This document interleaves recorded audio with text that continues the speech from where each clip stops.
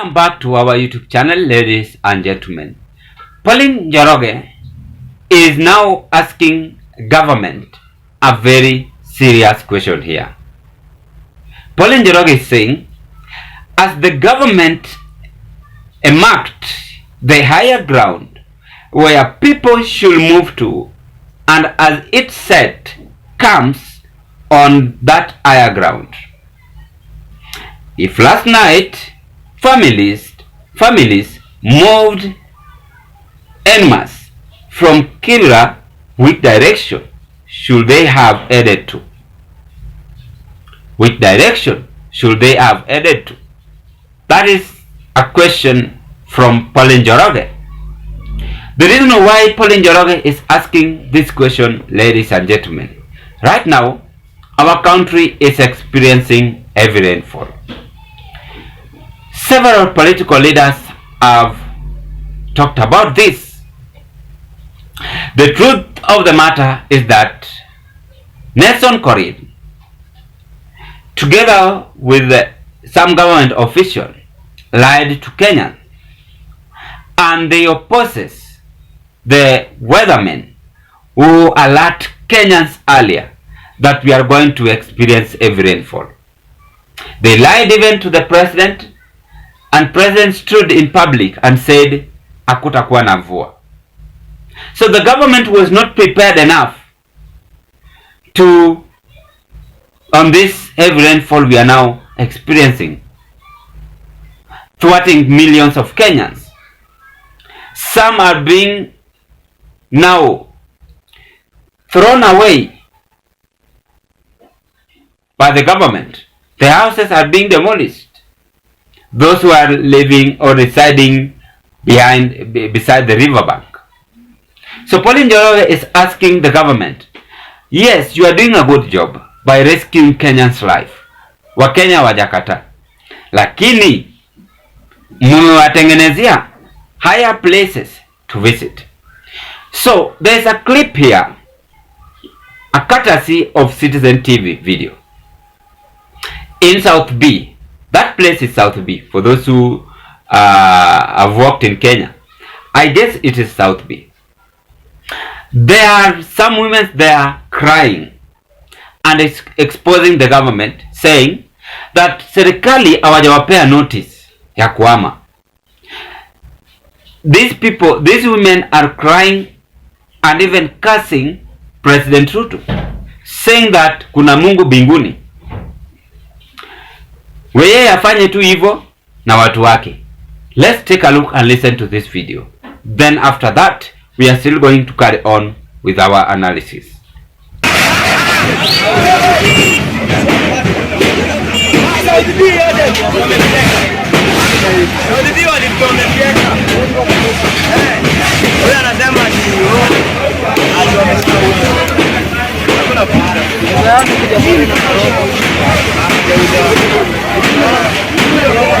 Angetupea notice tukomoa. Tukomoa vitu zote ndani. Mbako ni gani? Niyo anapomoa nginya rekano mwana iboru wakwe kira tigakorera ya tigibintu kitondu kanataka yote. Wange kucha hivyo na kuanzia hata nimepaki bila nguo nitaweza. Hata sijui mahali nitaenda sasa. Hadi wangetuambia tu tutoe hata sora yenyewe sisi tukakuagiza. Sasa wakituangalisha kuagiza, tumekaa kuagiza, hatuna mtu wa kutushughulikia, hatuna hata mtu mwenye anatutetea. Sisi hata stima hatuna. Sisi ni wanyonge. Yaani sisi ni wanyonge, hatuna mwenye anaweza tutetea. Hapi simtusaidie chameni. Na sisi ni wanadamu kama wale wengine. Na sisi hata tunavote. Hata huyo nani mwenyewe Ruto mwenyewe haki tulimpigia kura. Yeye ndiye tulimpigia kura na anatufanyia hivi. Kila masora yetu sisi tungetolea. Yaani anasahau Mungu aliye juu. Ati Mungu ni nani? Mungu atasimama leo. Mungu atasimama. Kilio yangu iwezi toka hivyo. Ruto na serikali yake angetupea notice tuane. Angetufanyia hivi. Angetupea tu notice. Listen to that video, and that video is contradicting to whatever Pauline Njoroge is asking the government. Kuuliza swali si makosa. Kurudia kuuliza swali ndio makosa. So Pauline Njoroge is coming out and raising red alert to the government. Munafanya kazi poa kuhamisha watu wenye wanakaa karibu au kando na mto. Wananchi hawajakata. But have you made a place for these people? You've listened to that video. They are crying and cursing the president, not any other politician. They are saying they voted for Ruto. They voted for the president, the current president. But what have they done to help these people? With me, this is very significant, and I want us to discuss 3 or 4 political points on this move. First and foremost, I want to say that the government is very interesting on helping Kenyans. That is the truth of the matter. Again, on the other side, they are doing bad. The reason why I'm saying this is because it is now well confirmed that they are not giving some Kenyans notice. They are not giving some Kenyans notice to move. Some places they are issuing notice, but Wakenya pia saa zingine they take it for granted. So these are the things we want to discuss and end this political discussion. Before I carry on, ladies and gentlemen, I want to appreciate you so much for your great support to this channel. Thank you for your comment. Thank you for your like. And to those who tune in and subscribe to our YouTube channel, I want to recognize you and appreciate you so much. May you continue with the same spirit as you share this video to your friends, family, and relatives. Remember, we are on a road on 2,000 subscribers. Soon, we are doing away with that. As you are the same boat with the members, please consider to drop your opinion at the comment section below. Thank you very much. Let's proceed. So, these people are coming out and condemning the government or not giving them notice to vacate. You've listened to that clip. So Madam Pauline Njoroge is asking the government, as much as you are concerned by people's life in the country, ni nini mmefanya zaidi? Mmewajengea nyumba, mmewasaidia na chakula. Sasa hata hiyo clip peke yake, assume that was your mother or your parent. They are cursing the government on failing them and even making them to start from zero. What I know is that life is always having a challenge. You must try to do this and that, but things might turn upside down. That is why when you die, it is well written, rest in peace.